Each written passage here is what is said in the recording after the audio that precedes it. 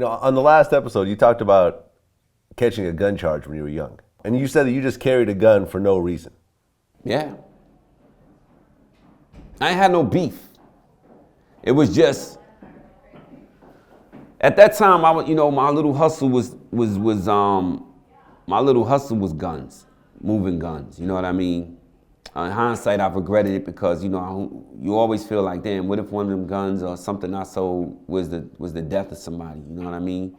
That guilt always stays with you. But when you're young and dumb, you're not thinking like that. You just think about getting a buck. I was a young father just trying to feed my son. But when I was moving the guns, I didn't get paid really for the gun. I would actually collect the actual gun was my payment. So I always had a 380 or something on me at all times. But I never had no direct beef. But I felt comfortable having it with me. In case something went off, I got my thing with me. That was my thinking. And now, in hindsight, looking back and looking at all the statistics, most of us, young black and Puerto Rican men, most of them are more likely to be killed by a gun than to kill somebody with that gun. You're more likely to be killed with a gun, by a gun, if you're carrying a gun. And people don't know that. Then they don't know, a lot of our children, kids out here in the street don't know the gun laws. Like it's three and a half, nothing to talk about now. When you get caught with a gun, the probation negotiations, for the most part, 90% of the time is out the window. It's not even nothing to negotiate. You're going to jail. First offense, scholar in college, I'm doing this, I'm doing that. Yeah, that's nice. You can continue doing that with a felony, an upgraded felony when you get out of jail. So what I try to do is just tell the awareness I got a campaign I do called Guns Against Guns. That's what you see.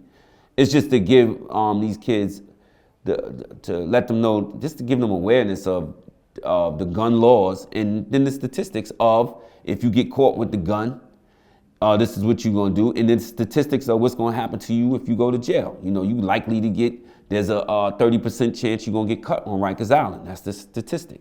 That you're not coming out of jail the same. There's more HIV cases on Rikers Island than the whole New York City.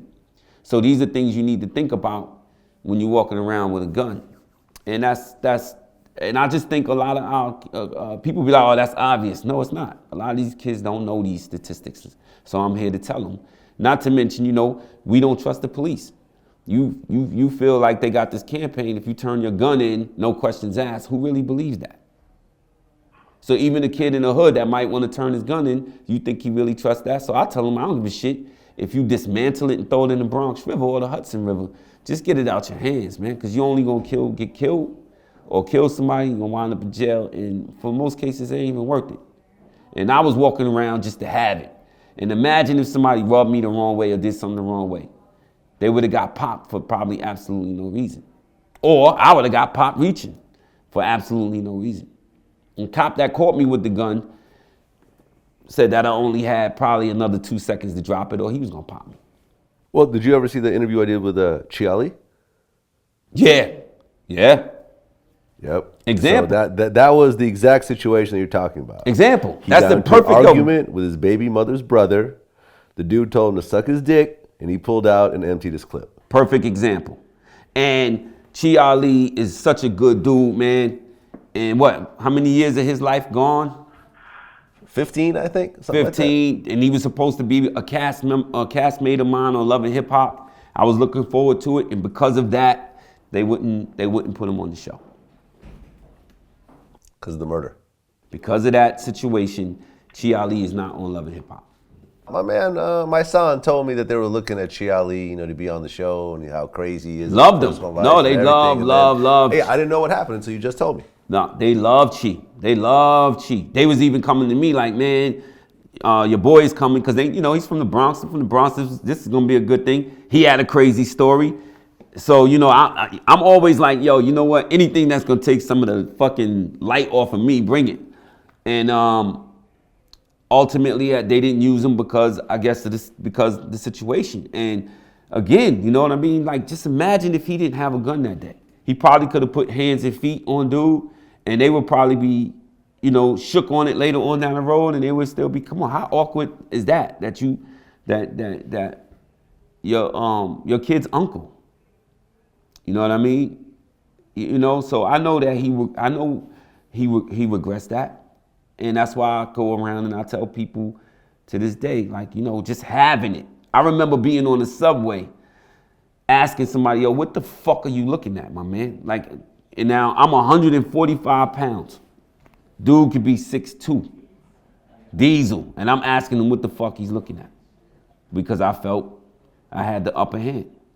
I got the thing on me, so if he say something stupid, it's on. So he's grilling me. In a normal case, I might have like turned my head over, like, I ain't even gonna go there with this nigga. But because I got the thing on me, I'm grilling him back. And both of us are grilling each other, and then I say, what the fuck are you looking at? Because I know I got that thing on me. That gun, having it on you, is only gonna bring you a situation that you don't need. And that's what I'm trying to tell these young dudes out here now, man. Corey Gunz got caught with a gun as well. Exactly. Which was really amazing to me, because when Corey seen what I went through, and he was a kid, you know, and I'm all he really had, his mom's wasn't there, and I'm facing jail, and I got to leave him with my mom, leave him with my mom by himself, no mom, no dad. When Corey would hear me talking to these kids and talking to his friends about guns, in my mind, I don't even have to talk to Corey. He already know what time it is. You know what I mean? In my brain, Corey's the last person I have to talk to because he see what it is. But Corey hangs out in the very same hood that I grew up in and that he grew up in. And for some reason, he is a magnet to the hood. So he wears his jewelry. You know, you might hear rumblings, you know, yo, be careful going to Pathmark. You was over there at 3 a.m. Niggas had an eye on you. They didn't know who you was. Lucky they found out who you was. You know, you was Pete's son. So Corey, I guess, started feeling like, oh, niggas gonna try to get at me. I'm gonna be ready. And he started carrying the thing. But, you know, it was just really no reason for that, man. Just stay out of situations where if I gotta carry a gun, man, because I'm going to a place, I'm not going. I'm not going. If I gotta go to some place where I feel like it's gonna be some trouble, I ain't going. That's just where I am now, and that's just where people need to be. If I gotta carry a fucking knife or a gun or something to go see you or to come around you or to hang out in a certain place, I ain't coming. That's just not where I am. And I was hoping that same thing would be for my son. But, you know, listen, Corey was fortunate. He got probation. Like I said, 90% chance you going to jail. Corey wasn't in that. He was in the 10%. And, you know, shout out to Young Money for putting up, you know, money for the lawyers and fighting this battle with us. And me having this Guns Against Guns campaign going didn't hurt at all. And I think the judge seeing me there and seeing the disappointment, you know, and then believing Corey was even like a good kid, he gave Corey another shot. So Young Money actually paid for his defense? Yeah. Young Money has stuck by Corey through everything. If Corey has never needed anything, even to this day. If Corey needs, you know, it's a phone call away. It's a brotherhood between him and Wayne and Mac Main and Cortez, Brian, and, you know, the Young Money family over there. There's a brotherhood. You know what I mean? Wayne even wanted Corey to come live in Miami in, you know, a condo that he bought. And Corey's the type of dude that like to do things himself. You know what I mean? So he's still on Young Money. He's working on the record. Him and Wayne just did a bunch of stuff together and some stuff on MTV that I haven't even seen. I'm looking forward to seeing. I think it comes out in a couple weeks.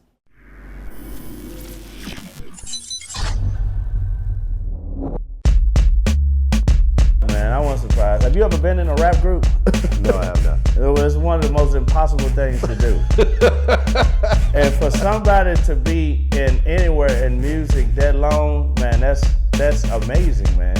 Like I just told y'all, when you own your shit, there's nothing else to say. It's the Eminem and 8 Mile theory. At the end of 8 Mile, Eminem got on that microphone, said everything that guy possibly could say bad about him. He owned his shit, and the guy couldn't even say anything.